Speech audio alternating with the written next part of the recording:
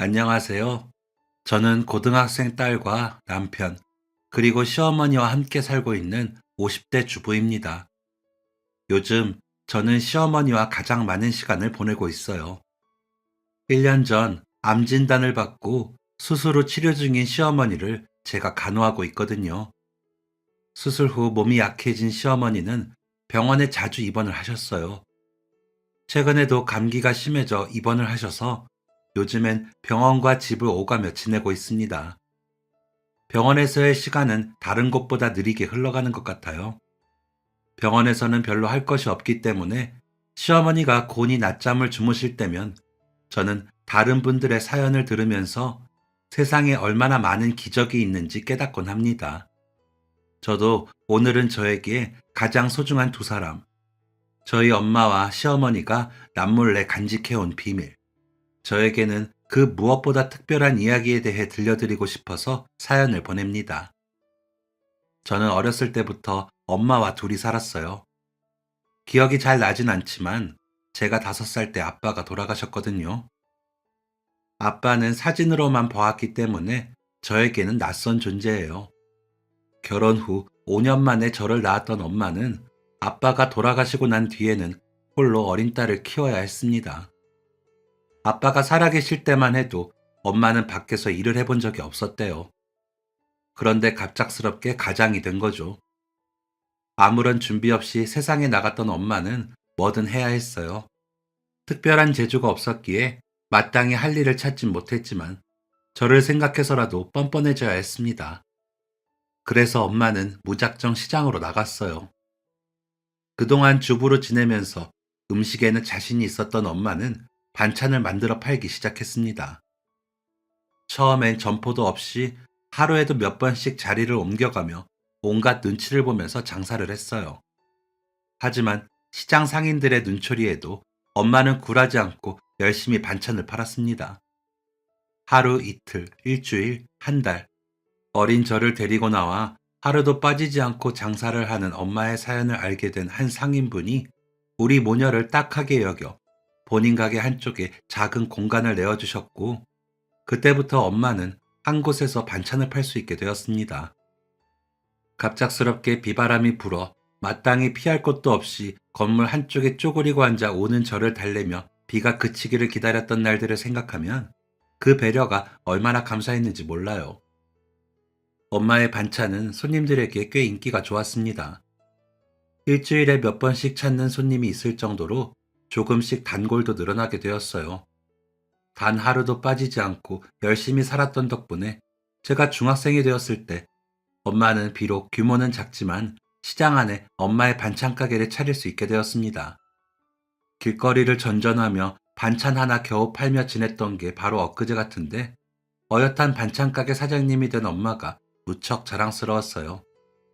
아무것도 몰랐던 제가 봐도 우리 엄마는 세상에서 제일 성실하고 제일 열심히 사는 사람이었거든요. 그래서 그랬을까요? 원래도 무뚝뚝한 성격이었던 엄마는 장사를 하면서 더 거칠고 억척스러워졌어요. 지금 생각해보면 여자 혼자의 몸으로 자식 키우랴, 장사하랴, 당연한 일인 것 같지만 당시에는 그런 엄마가 무섭기도 했습니다. 가끔 친구들 집에 놀러 갔을 때 다정하고 친절한 친구 엄마의 모습을 보면서 부러운 날도 많았지만 엄마가 저를 위해 매일 고생하고 있다는 생각은 늘 잊지 않으려고 노력했어요. 엄마에게 감사하는 마음과 엄마에 대한 존경심은 늘 제 마음 깊은 곳에 자리했습니다. 바빠서 저에게 큰 관심이 없던 엄마였지만 공부하라는 말은 항상 달고 살았어요. 나중에 자신처럼 시장에서 반찬이나 팔면서 고생하면서 살고 싶지 않으면 공부밖에는 답이 없다고 하셨죠. 자신의 삶을 고생이라 칭하는 엄마의 모습을 볼 때면 슬픈 기분이 들었지만 엄마가 왜 그런 말을 하는지 너무 잘 알고 있었어요. 매일 밤 엄마의 어깨와 허리에 파스를 붙일 때면 엄마는 늘 똑같은 이야기를 하셨습니다. 미연아, 엄마처럼 살고 싶지 않으면 공부해. 공부해서 좋은 대학에 가고 대기업에 취직해서 번듯하게 살아. 그게 최고야. 엄마가 뭐 어때서 엄마 아니면 내가 어떻게 먹고 입고 하는데 엄마는 할 줄 아는 게 없으니까 이렇게 살지만 너는 그러면 안 돼. 정장 멋있게 차려입고 큰 빌딩으로 출퇴근하면서 남들 부러움받으면서 그렇게 살아. 그런 삶이 좋은 삶이야? 적어도 몸은 상하지 않겠지. 다른 사람들이 무시하지는 않겠지. 비록 나는 시장에서 장사를 하지만 내 딸은 그렇게 살면 안 돼. 절대로. 공부 열심히 해서 좋은 대학에 가고 대기업에 취직하고 이게 엄마가 저에게 바라는 미래였어요. 엄마는 다른 것 다 필요 없다고. 제가 계절 상관없이 안전하고 편안한 실내에서 컴퓨터 두드리며 살았으면 좋겠다고.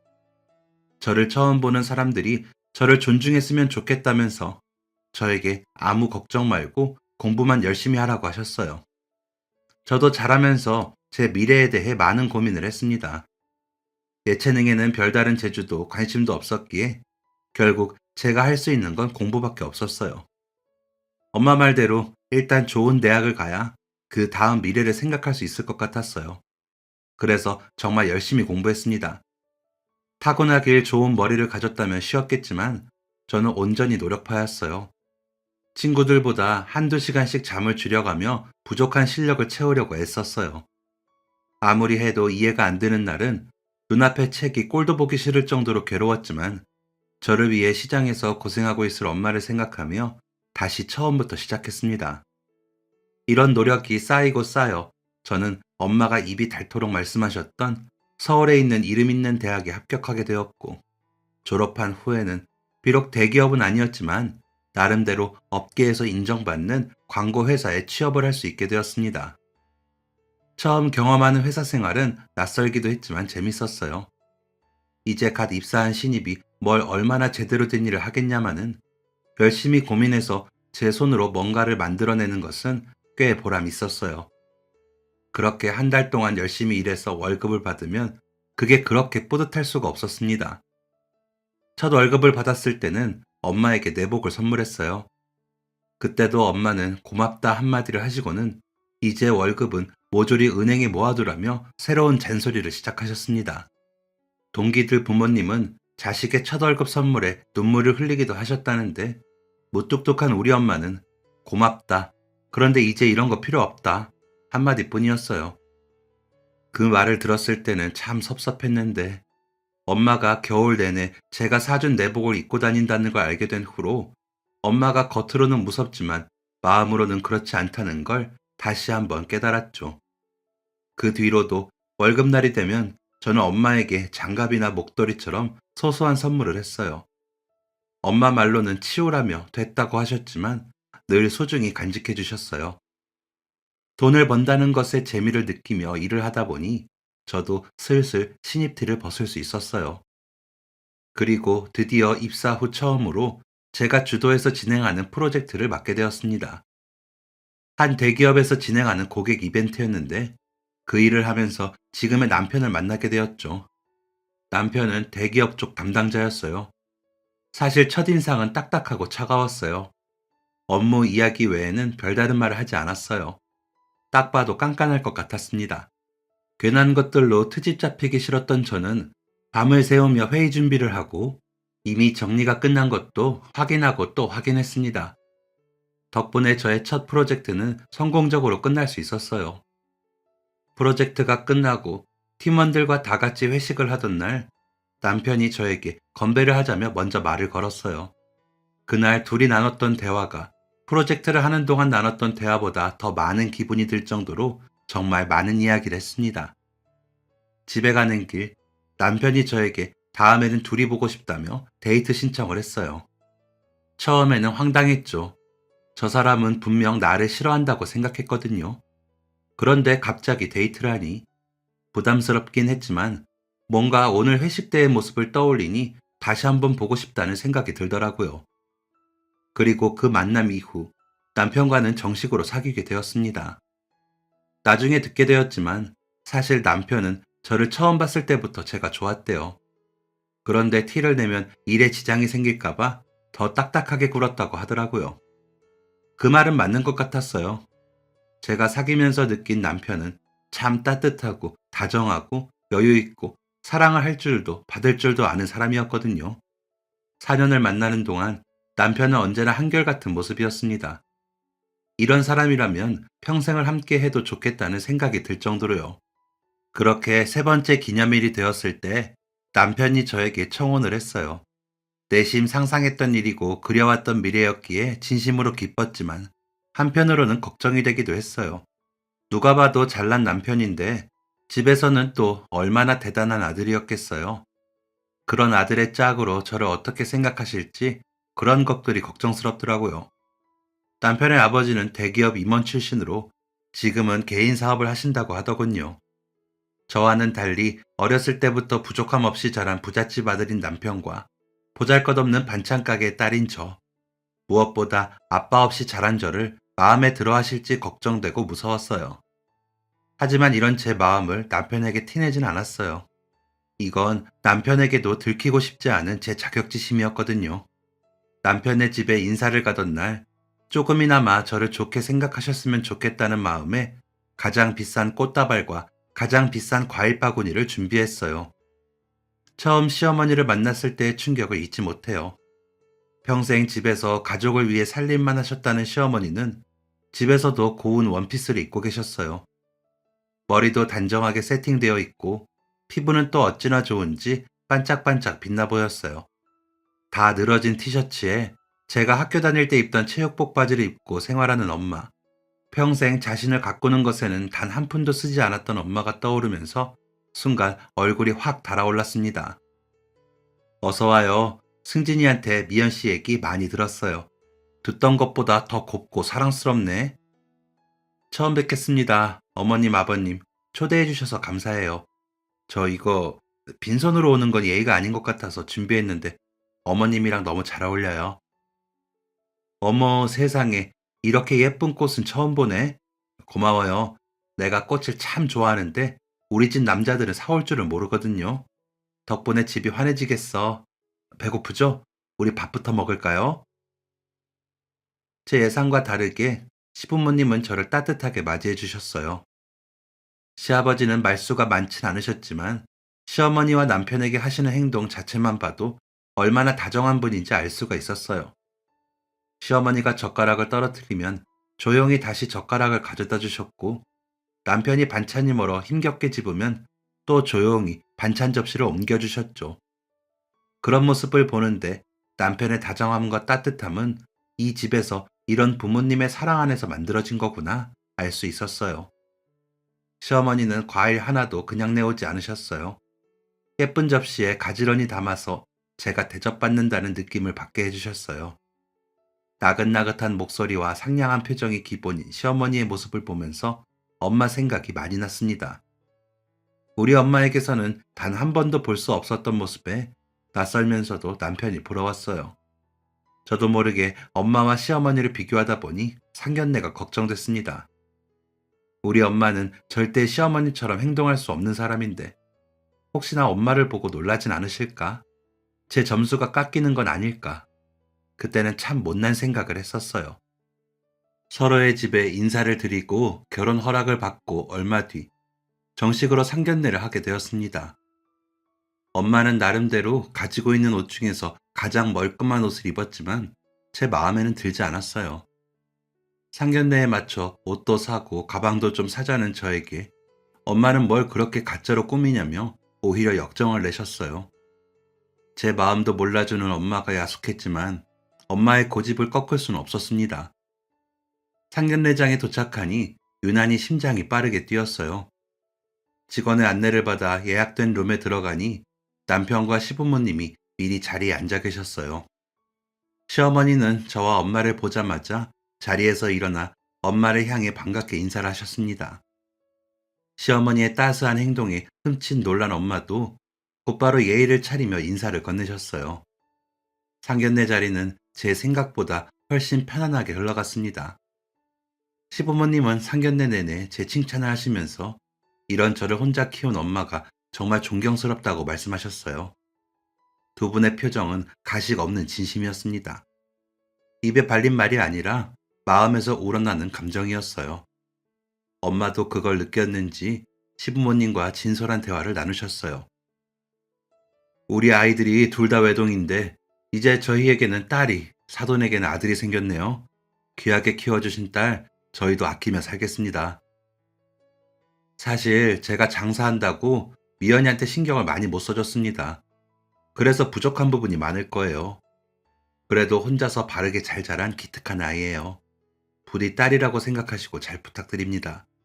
저도 승진이를 사위가 아니라 세상에서 제일 귀한 아들이라고 생각하겠습니다. 우리 미연이 예쁘게 봐주셔서 정말 감사드려요. 엄마 입에서 저런 이야기가 나올 줄은 꿈에도 생각하지 못했는데 의외였어요.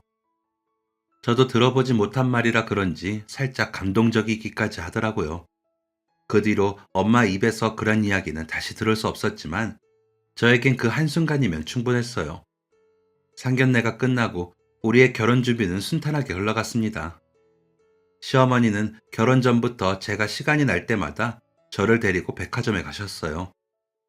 맛있는 음식을 사주시기도 하고 예쁜 옷이나 가방을 사주시기도 했어요. 딸이 생기면 이런 걸 꼭 해보고 싶으셨다면서요. 저도 엄마랑 이런 걸 해본 적이 없어서 시어머니 덕분에 경험하는 것들이 참 좋았습니다. 엄마는 제가 시어머니에게 받은 선물들을 보며 유난이라고 하셨지만 그러고 나면 꼭 며칠 뒤에는 김치를 해서 남편을 통해 시댁에 보내셨어요. 아마 무뚝뚝한 엄마가 할 수 있는 최고의 마음 표현이 아니었나 싶네요. 남편과 저는 결혼 후 서로의 회사 중간에 있는 지역에서 신혼살림을 했습니다. 시댁과 친정 모두 차로 1시간 안에 갈 수 있는 거리라는 점도 좋았어요. 결혼 후에 시부모님은 저를 더 잘 챙겨주셨어요. 가끔 저희가 방문하면 늘 좋은 식당에서 맛있는 음식을 사주셨고, 집에 뭔가를 보내면 꼭 엄마 것까지 챙겨서 보내주셨어요. 동기들은 시댁에 시험만 나와도 넌덜머리가 난다고 하던데, 저는 오히려 시부모님을 보고 싶어 할 정도니 참 복을 많이 받았다는 생각이 들었죠. 결혼 후 제가 맡은 일들이 바빠지면서 아이 가지는 것을 미뤘을 때도 시부모님은 아이에 대한 이야기를 절대 먼저 꺼내지 않으셨어요.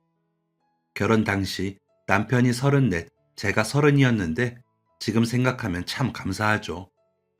그렇게 행복한 신혼생활을 보내고 결혼 4년 차에 접어들었을 때 저는 예쁜 딸을 낳았습니다. 출산 후 조리원에서 나왔을 때도 바빠서 자주 오지 못하는 엄마를 대신해 시어머니가 참 많은 도움을 주셨어요. 덕분에 많이 배우면서 육아에 익숙해질 수 있었습니다. 육아 휴가가 끝나갈 무렵에는 이런저런 고민이 깊어졌어요. 너무 어린 아이를 두고 회사에 나갈 생각을 하니 일이 손에 잡히지 않을 것 같았어요. 그렇다고 일을 그만두자니 그동안 쌓은 커리어가 아까웠고요. 그런데 곰곰이 생각해보니 아깝긴 하지만 아쉽진 않더라고요. 회사를 다니는 동안 정말 열심히 일했고 할 수 있는 것 이상을 해내면서 인정도 받았고요. 그렇다면 이제 잠시 쉬어도 되지 않을까? 그런 생각이 들더라고요. 제가 어렸을 때 장사하는 엄마를 기다리며 집에서 혼자 지냈던 시간을 떠올리니 우리 딸은 그런 헛헛함과 외로움을 느끼게 하고 싶지 않았어요. 그래서 남편과 상의한 끝에 아이가 초등학생이 될 때까지만 일을 쉬기로 결정하고 퇴사를 하게 되었습니다. 나중에 할 일 없으면 엄마랑 같이 반찬을 팔아도 나쁘지 않겠다는 생각이 들 정도로 딸이 제 인생에 차지하는 비중이 너무 컸어요. 제 손으로 딸을 키우면서 하루하루 자라는 딸의 모습을 단 하나도 놓치지 않고 볼 수 있다는 것은 무척이나 가슴 벅차고 참 감사한 일이었습니다. 그렇게 지낸 지 벌써 5년. 그날도 똑같이 어린이집에 다녀온 딸과 한바탕 놀아주고 저녁을 먹이고 재우고 소파에 기대 한숨 돌리고 있었어요. 남편이 평소보다 일찍 퇴근을 했길래 오랜만에 배달 음식을 시켜 맥주 한 잔을 하기로 했죠. 제가 좋아하는 아구찜에 건배를 하며 이 시간을 즐기고 있는데 남편이 의외의 이야기를 꺼냈어요. 우리 해외 지사 있잖아. 거기서 중요한 프로젝트를 곧 시작하는데 내가 책임자로 가게 될 것 같아. 거의 확정이더라고. 가족이랑 같이 갈 수 있으니까 당신이랑 이나한테도 좋은 경험이 될 것 같고. 갑자기? 그런 얘기 없었잖아. 프로젝트 자체가 급하게 결정되면서 나도 오늘 얘기 들은 거야. 기간은 길어야 5년 정도고. 그래, 뭐, 영영 사는 거 아니니까 괜찮을 것 같은데, 부모님들 연세가 있으니까 그게 좀 걱정이지. 해외 주재원으로 가게 됐다는 남편의 말을 들었을 때 처음엔 좋았지만 우리가 떠나고 남아있을 양가 어른들을 생각하니 걱정이 되기도 했어요. 물론 엄마와 시부모님 모두 정정하시고 본인들 생활 잘 하시니까 문제될 건 없지만 마음 한쪽이 괜히 신경이 쓰이더라고요. 혹시나 하는 마음에 엄마와 시부모님에게 이 일을 말씀드렸더니 대체 뭐가 문제냐며 본인들이 우리보다 더 건강하니 아무 걱정 말고 5년 동안 좋은 경험 많이 하고 오라고 하시더라고요. 맞아요. 사실 부모님 말씀대로 이렇게까지 걱정할 일도 아니었죠. 저희는 전셋집을 정리하고 대부분의 가전이나 가구를 처분했어요. 남은 짐은 시부모님 댁에 맡겨두고 한국을 떠나 해외에서 생활하게 되었습니다. 해외에서의 삶은 제 예상보다 재미있고 만족스러웠어요.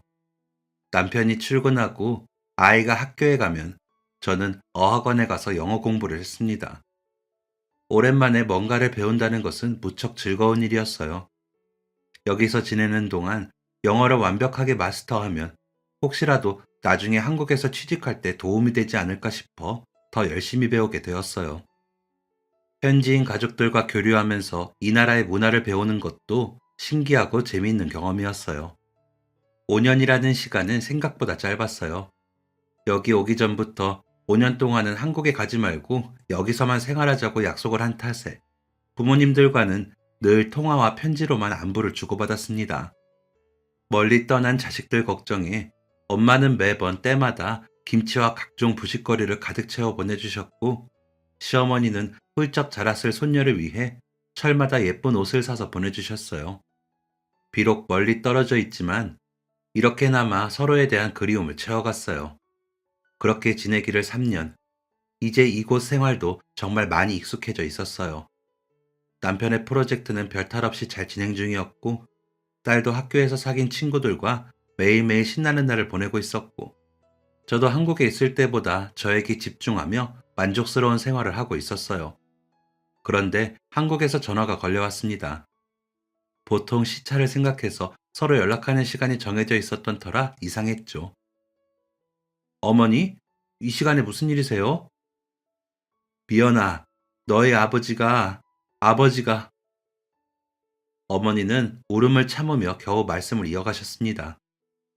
어머니의 입에서는 상상도 할 수 없었던 말이 나왔어요. 시아버지가 돌아가셨다고요. 믿을 수가 없었습니다. 순간 손에서 힘이 빠져 전화기를 떨어뜨릴 뻔했어요. 시아버지가 돌아가셨다니요. 분명 며칠 전에도 안부를 주고받았는데 시아버지의 목소리에도 변함이 없었고요. 그런데 갑자기 돌아가셨다니 시어머니는 더 이상 대화를 하기 어려울 정도였고, 저는 급히 남편을 깨워 이 사실을 전하고 당장 비행기표를 검색했어요. 다행히 아침에 바로 출발하는 비행기를 탈 수 있어서 공항으로 달려가 비행 시간이 되기만을 기다렸습니다. 그 사이 엄마에게 전화를 걸어 이 이야기를 전했어요. 엄마는 한동안 할 말을 잃으시더니 알겠다고 조심히 오라는 말씀하셨습니다. 남편은 친척들의 전화를 받으며 울지도 슬퍼하지도 못한 상태로 비행 시간을 기다렸어요. 비행기를 타고 오는 내내 남편은 아무 말도 하지 않았습니다. 저는 미세하게 떨리는 남편의 손을 잡아주며 긴 시간을 버텼어요.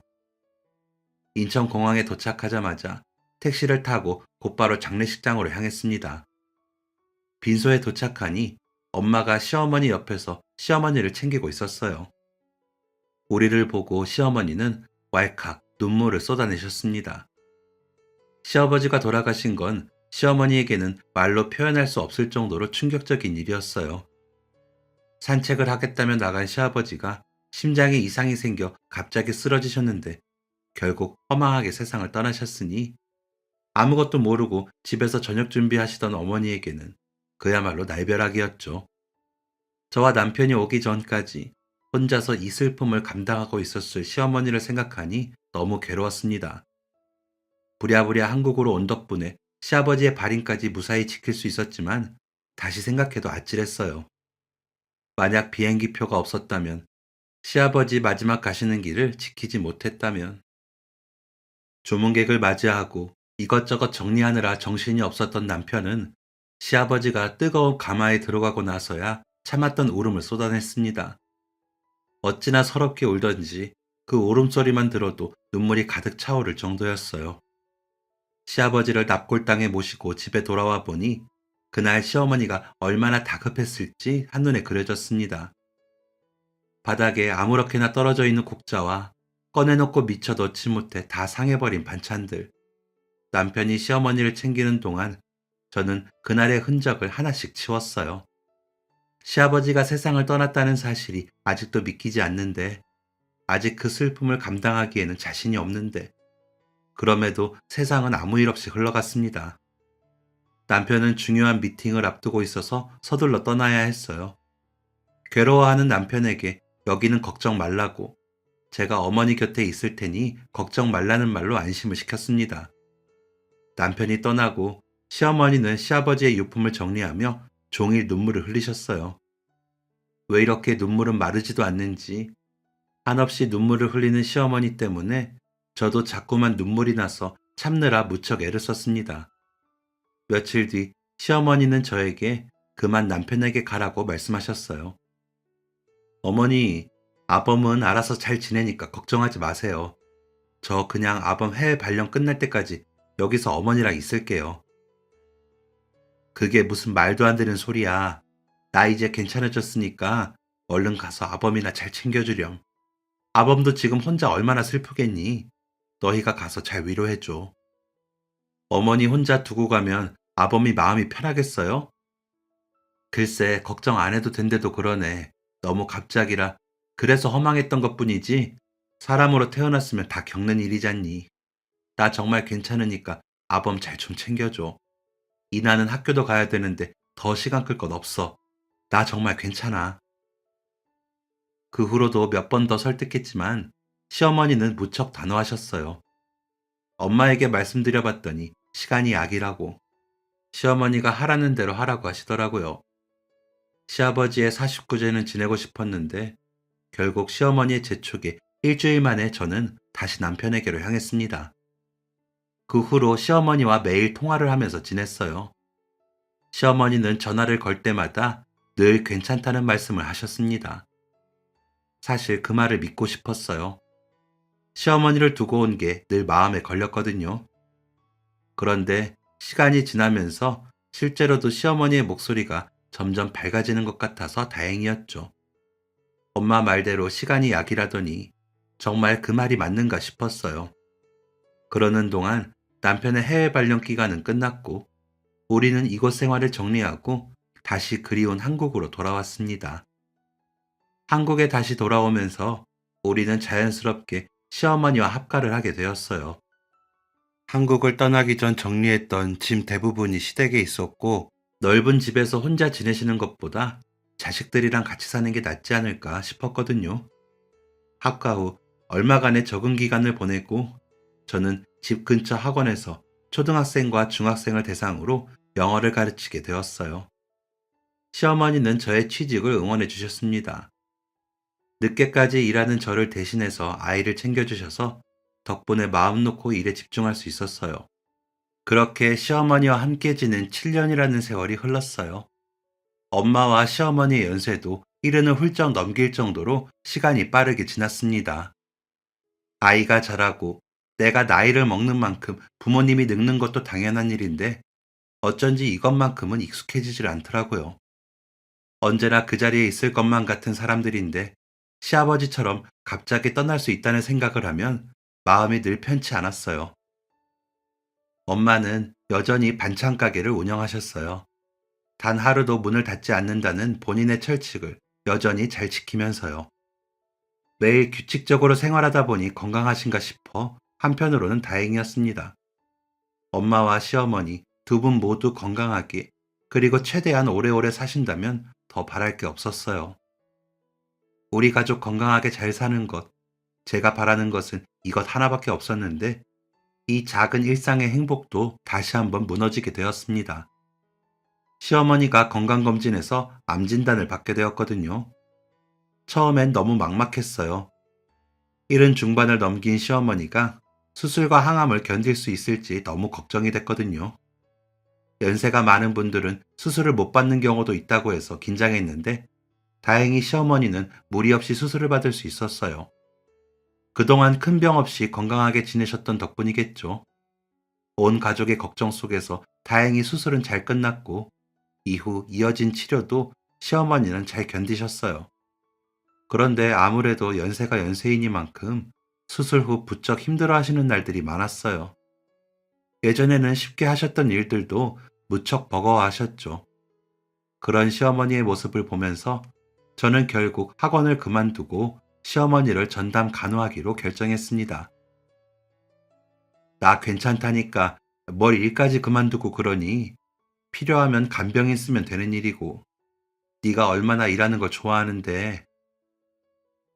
에이, 어머니, 저 안 그래도 그만두려고 했었어요. 몇 년 일했더니 쉬고 싶은 거 있죠? 아범 돈 잘 버는데 놀아도 되잖아요. 일하는 것보다 어머니랑 같이 있는 게 더 좋아요. 얘도 참, 내가 죄송스러워서 사돈 얼굴을 어떻게 보니. 엄마요? 엄마는 제가 뭘 하든 그러려니 하세요. 저희 엄마 성격 아시잖아요. 시어머니는 저에게 미안해 하시면서도 고마워하셨어요. 시어머니가 치료 때마다 힘들어 하시는 걸 보면 일을 그만두길 잘했다는 생각이 들더라고요. 옆에서 지켜보지 않았더라면 몰랐을 것들이 너무 많았거든요. 치료를 받으면서 시어머니의 몸 상태는 좋아졌다 나빠졌다를 반복했어요. 감기만 걸려도 병원에 입원을 해야 할 정도였죠. 늘 조심한다고 조심했는데 이번에는 더 심한 감기에 걸려 평소보다 병원에 오래 입원을 하게 되었습니다. 그 무렵 친정 엄마의 팔순도 앞두고 있었기 때문에 마음이 많이 복잡했어요. 엄마가 건강하게 팔순을 맞이한 것은 그 무엇보다 감사하고 기쁜 일이었지만 병원에 누워있는 시어머니의 모습을 보면 마냥 좋아할 수만은 없었어요. 시어머니의 병문안을 몇 번 왔던 엄마는 팔순을 하지 않겠다고 하셨지만 남편이 그건 아니라고 나서준 덕분에 주변의 친한 시장 상인분들을 모시고 식당을 빌려 식사 대접을 하는 것으로 이야기를 나눴습니다. 그런데 엄마의 팔순을 이틀 앞두고 엄마 팔순에 본인도 참석하시겠다는 말씀을 하셨어요. 다른 날도 아니고 본인이 꼭 가서 축하를 해야 한다고요. 엄마, 아직 퇴원도 못했는데 괜히 사람 많은 데 가서 또 아프면 어떡해요. 엄마 마음은 장모님한테 잘 전달할 테니까 그냥 병원에서 쉬어요. 네? 맞아요, 어머니. 저도 가서 인사만 하고 금방 올 거예요. 얘들은 어머니 생신에 무슨 인사만 하고 오니? 손님도 맞이하고 딸 노릇, 아들 노릇 다 하고 와야지. 다른 날도 아니고 내가 꼭 가서 축하해드리고 싶어서 그래. 안 그래도 요 며칠 컨디션도 좋고 아픈 것도 거의 없어. 나 요즘 밥도 잘 먹잖니. 걱정스러운 마음에 말려봤지만 시어머니의 고집에 결국 저와 남편 모두 두 손을 들어야 했어요. 시어머니의 상태를 꼼꼼하게 확인한 의사 선생님이 외출을 해도 될 정도라고 허락을 해주셔서 제가 먼저 식당에 가 있으면 남편이 시어머니를 모시고 오기로 했습니다. 엄마의 팔순 당일, 시간 맞춰 하나둘 모여든 손님들을 맞이하느라 정신이 없었어요. 오랜만에 한복을 곱게 차려입은 엄마도 기분이 꽤 좋아 보였습니다. 손님들이 어느 정도 모이고 준비한 케이크를 꺼내 축하 노래를 부르려는데 남편이 시어머니를 휠체어에 태우고 등장했습니다. 평생 멋쟁이로 살았던 우리 시어머니는 오늘도 본인이 가장 아끼는 옷을 입고 오셨어요. 시어머니를 본 엄마는 깜짝 놀라 시어머니를 향해 곧장 달려가셨어요. 여기까지 어떻게 왔냐며 시어머니를 바라보는 엄마의 눈가에 눈물이 그렁그렁했습니다. 시어머니를 반기는 건 엄마만이 아니었어요. 주변에 있던 상인분들이 정아씨 왔냐며 시어머니 이름을 부르며 반기고 있었어요. 대체 이게 무슨 일인지 감도 오지 않았습니다.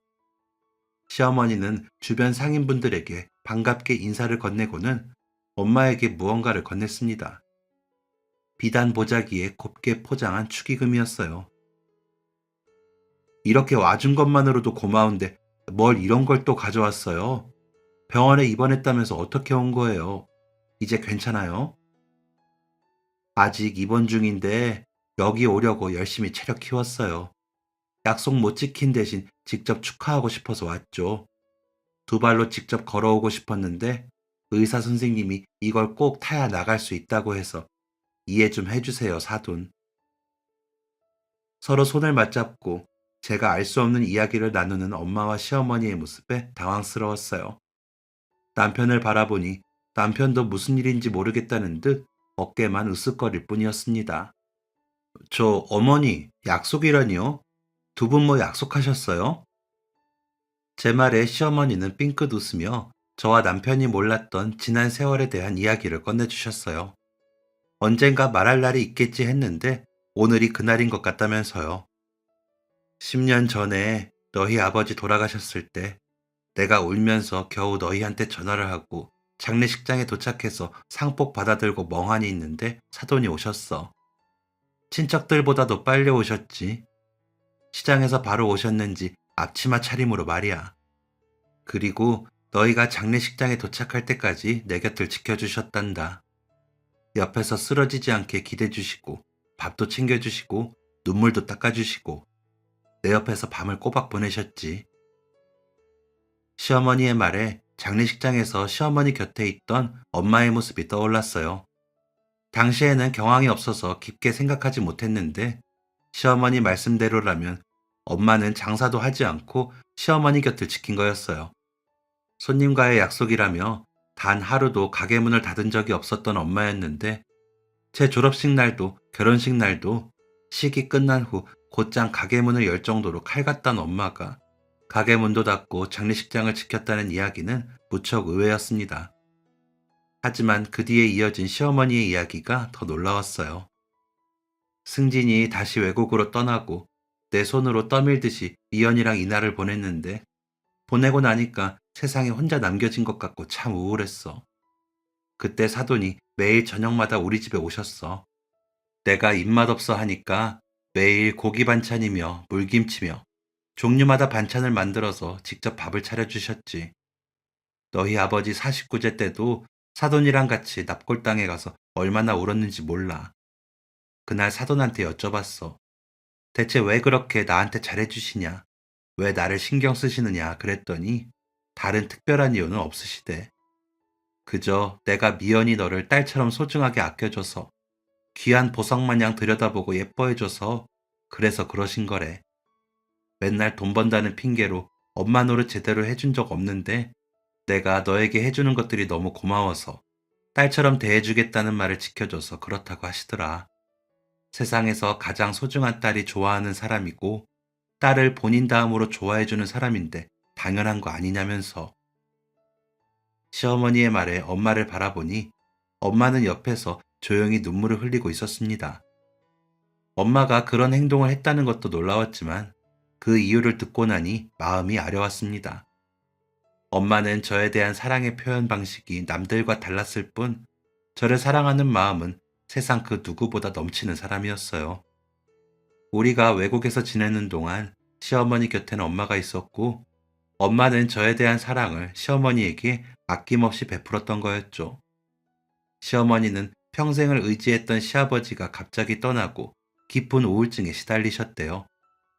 그걸 엄마가 알아채고 시어머니가 병원에서 상담을 받을 수 있게 도와주셨고 덕분에 시어머니는 우울증을 극복할 수 있었다고요.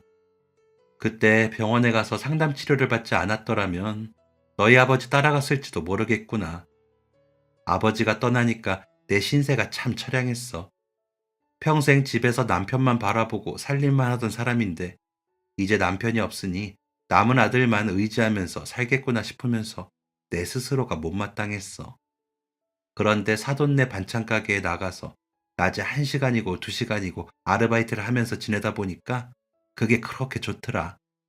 같이 나물도 다듬고 배추도 절이면서 손님들한테 반찬도 팔다 보니까 나도 모르게 자신감이 막 생기더라고. 아니, 엄마도 참 이런 얘기를 왜 안 해줬어? 귀띔이라도 해주지. 사돈에게 뭐라고 하지 마라. 나 때문에 말씀 안 하신 거니까. 내가 한참 우울증이 심했을 때 사돈이 너희에게 연락을 하려고 하시더라고. 내가 절대 하지 말아달라고 말씀드렸어. 너희 성격에 이거 알면 일이고 뭐고 한국 올 게 뻔한데 그거야말로 자식 앞길 망치는 것 같았거든. 이런 내 마음을 알고 그냥 묵묵히 기다려주신 거야.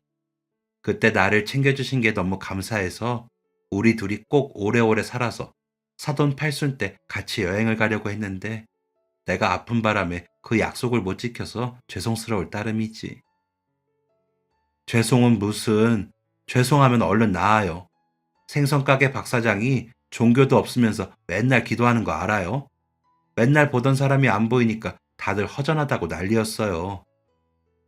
맨날 보던 사람? 어머니, 혹시 계속 시장에 다니셨던 거예요? 대체 언제요? 너희들 일하러 가면 낮에 몰래 가서 사돈 가게에서 아르바이트하고 놀다가 왔지. 이나 학원 끝나기 전까지 시간은 충분했거든. 엄마와 시어머니가 10년 넘게 매일 만나고 있었다는 것도 놀라웠지만 이 사실을 저나 남편이나 몰랐다는 것이 충격이었어요. 나쁜 일도 아니고 왜 이런 걸 말씀도 안 해주시고. 처음에 비밀로 하다 보니 계속 그렇게 됐어. 사돈이 내 가게에 와서 아르바이트 한다는 걸 알면 네가 좀 불편했겠니? 우리는 좋은데 너희들은 그렇지 않을까 봐 그래서 그랬던 거니까 너무 섭섭해하지 마라. 그래, 사실 몰래 만나니까 더 재밌기도 했지. 맨날 가던 곳을 1년 넘게 못 가니까 내가 얼마나 우울했는지 몰라. 오늘도 여기 오려고 내가 정말 노력 많이 했어. 의사 선생님 얼굴 볼 때마다 쫄랐거든. 오늘 이렇게 나오니까 너무 행복해서 병이 다 나은 것 같네. 사돈, 우리 여행 가자는 약속은 못 지켰지만 팔순 정말 축하드려요. 앞으로도 이렇게 건강하게 아이들 옆에서, 제 옆에서 함께 해주세요. 당연한 얘기를. 잔뜩 야윈 모습으로 휠체어에 앉아있는 시어머니를 눈물이 범벅이 된 엄마가 끌어안는 모습을 보니 저도 모르게 참았던 눈물이 흘렀습니다. 주변 상인분들은 소리 죽여 훌쩍이며 몰래 눈물을 훔쳤어요. 시장 사람들 모두 우리 사돈 정아씨 다시 오는 날만 기다리고 있어요. 그러니까 얼른 건강해져서 우리한테 와요. 알겠죠? 엄마의 말에 시장 상인분들도 시어머니를 향해 한마디씩 던지셨어요. 시어머니는 자신을 향한 애정 어린 따뜻한 말들에 천천히 고개를 끄덕이며 눈물을 흘리셨습니다. 엄마의 팔순잔치는 그야말로 기쁨과 위로가 섞인 눈물바다가 되었어요. 사돈, 치료 잘 받고 3년 뒤에 사돈이 팔순 되면 우리 그때 같이 여행 가요. 나도 그때까지 건강 잘 챙기면서 지내고 있을 테니까 사돈도 잘 이겨낼 수 있죠? 그럼요, 꼭 그럴게요. 그때는 약속 잘 지킬게요. 두 분의 모습을 보는데 10년 전 시어머니의 괜찮다는 말을 정말 괜찮다는 말로 들렀던 제가 어리석다는 생각이 들었어요. 아무것도 모른 채 신경 쓰지 못했던 제 자신이 부끄럽고 죄송스러웠죠. 제가 모르는 시간 속에서 시어머니는 상상도 할 수 없는 괴로움과 싸워야 했습니다. 그 곁에는 세상에서 가장 무뚝뚝한 사람이라고 생각했던 우리 엄마가 있었고요. 살아온 환경도 성향도 완전히 다른 엄마와 시어머니가 그 긴 시간 서로 의지하며 지냈을 생각을 하니 마음이 한없이 따뜻해지는 게 느껴졌습니다. 저는 조심스럽게 두 사람을 안았어요. 엄마와 시어머니는 제 등을 양쪽에서 쓰다듬어 주셨죠. 아이처럼 우는 저를 어루만지는 엄마와 시어머니의 손길은 그 어떤 난로보다 따뜻하게 느껴졌습니다. 두 분 정말 감사해요. 제가 아직 모자라지만 앞으로 살면서 더 잘할게요. 그러니까 제 곁에서 오래오래 함께 해주세요. 우리 이나 결혼하는 것도 보고 자식 낳는 것도 보고 좋은 추억 많이 만들면서 행복하게 지내요. 사랑해요, 엄마. 사랑해요, 어머니. 눈물과 기쁨의 팔순잔치가 끝나고 시어머니는 다시 병원으로 돌아갔습니다. 그때의 일들이 시어머니에게 정말 좋은 자극이었는지 시어머니는 눈에 띄게 기력을 회복했어요. 의사 선생님도 주말을 보내고 다음 주에는 퇴원해도 좋을 것 같다는 말씀을 하셨어요. 새로운 목표가 생겨서 그런지 시어머니는 전보다 더 의욕적으로 보였습니다. 시어머니와 함께 병원 밥을 먹고 짧은 산책을 하고 돌아왔어요. 시어머니는 노곤하시다며 눈이 감기는가 싶더니 곤히 낮잠에 빠져들었습니다. 시어머니에게 다시 이불을 잘 덮어드리고 책을 읽으려는데 조용히 병실문이 열렸어요. 인기척에 문 쪽을 바라보니 양손에 뭔가를 가득 챙긴 엄마가 모습을 드러냈습니다. 엄마, 어제도 오고 또 왔어? 가게는 맨날 여는 가게 좀 일찍 닫는다고 무너지니? 자, 받아. 이게 다 뭐야? 엄마가 챙겨온 것을 살펴보니 전복죽과 닭죽이었어요. 그리고 소고기로 만든 장조림도 들어있었습니다. 어제 시어머니가 병원밥이 맛없다고 있던 입맛도 사라진다고 했던 말을 듣고 엄마가 직접 준비하신 것 같았습니다. 너희 시어머니는 닭죽을 제일 좋아해. 다른 채소 넣을 것 없이 닭만 푹 고아서 만든 걸 제일 좋아하니까 너도 잘 기억하고 있어. 그리고 장조림은 최대한 짜지 않게. 다음에 와서 배우고. 엄마, 나 지금 시집살이 하는 것 같아. 태어나서 처음 경험해보는 기분이야. 엄마가 지금 우리 시어머니 엄마 같다는 생각이 드는데 이게 맞아? 장난치지 말고 냉장고에다 얼른 넣어놔. 와, 나한테는 이렇게 냉정하다고? 팔순잔치 이후 엄마와 시어머니는 자식들이 있건 말건 시도 때도 없이 서로 통화를 하셨어요. 힘없이 누워있던 시어머니도 엄마랑 전화를 할 때면 여고생처럼 시간 가는 줄 모르고 깔깔거리며 웃곤 하셨습니다. 그 모습을 볼 때마다 제가 몰랐던 두 분의 연대가 느껴지면서 마음이 참 따뜻해졌어요. 엄마와 잠시 이런저런 이야기를 나누고 있는데 시어머니가 낮잠에서 깨셨어요. 비몽사몽 중에도 엄마가 왔다는 걸 알고 시어머니는 아이처럼 좋아하셨습니다. 저녁 시간이 되어 저는 엄마가 보온통에 따로 챙겨온 죽을 그릇에 덜었어요. 보온통에 넣어둔 덕분에 아직도 온기가 뜨끈뜨끈한 것이 시어머니가 드시기에 딱 좋은 상태였어요. 시어머니는 엄마가 만들어 온 죽을 한 그릇 가득 드시고는 만족스럽게 배를 두드리셨어요. 그런 모습을 보며 엄마는 만들어 오길 잘했다고 뿌듯한 미소를 지어 보이셨습니다. 그 장면을 가만히 바라보는데 우리 엄마랑 시어머니의 미소가 참 많이 닮았다는 생각이 들었어요. 그리고 두 분의 미소를 앞으로도 오래 보고 싶다는 생각이 간절해집니다. 어렸을 때는 미처 몰랐는데 제가 부모가 되고 나이를 먹고 우리 부모님이 늙어가는 순간을 경험하면서 언제부턴가 보이는 것들이 있어요. 여러 일들을 겪으면서 사실 제 마음속에 불안감이 많았습니다. 당장 내일 내가 겪고 싶지 않은 일을 겪을 수도 있다는 생각만 하면 늘 마음이 답답하고 괴롭고 슬펐어요. 하지만 이제는 생각을 조금 다르게 해보려고 합니다. 어떤 일이 다가와도 후회하지 않도록 한 번 지나면 다시는 돌아오지 않은 이 순간을 더 소중하게 보내보려고 해요. 그저 살아있으니 숨을 쉬는 것이 아니라 사랑하는 사람들과 숨결을 나누며 매 순간 마음을 전하면서 그렇게 살고 싶습니다.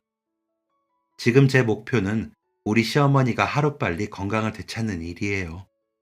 그래서 3년 뒤에 시어머니 팔순이 되면 그때 꼭 엄마와 시어머니의 여행에 따라가서 좋은 추억 만들어드리고 싶어요. 그러기 위해서는 제가 옆에서 시어머니를 더 잘 보살펴야겠죠.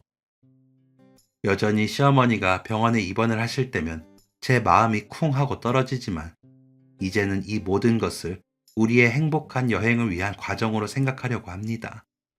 잘 견디고 버틴 만큼 그때의 기쁨이 더 커질 수 있도록요. 그때까지 저도 지치지 않고 더 열심히 노력하겠습니다. 3년 뒤에 다시 한번 애청자분들에게 좋은 소식 전해드릴 수 있도록 이 사연을 들으시는 분들 모두 우리 시어머니가 건강해질 수 있도록 꼭 응원해주세요. 감사합니다. 지금까지 사연 들어주셔서 감사합니다. 사연이 재밌으셨다면 구독과 좋아요를 눌러주세요. 감사합니다. 안녕히 계세요.